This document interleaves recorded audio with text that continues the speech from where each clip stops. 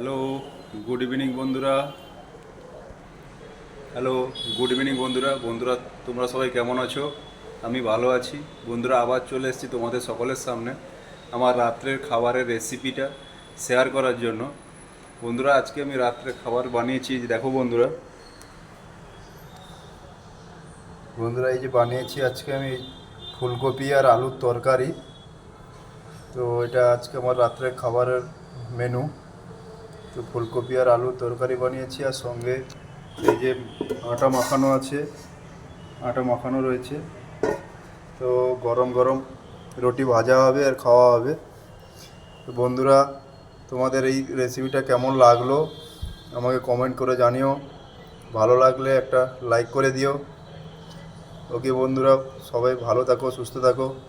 আবার দেখা হবে নতুন কোনো রেসিপি নিয়ে। আজকের জন্য বাই বন্ধুরা।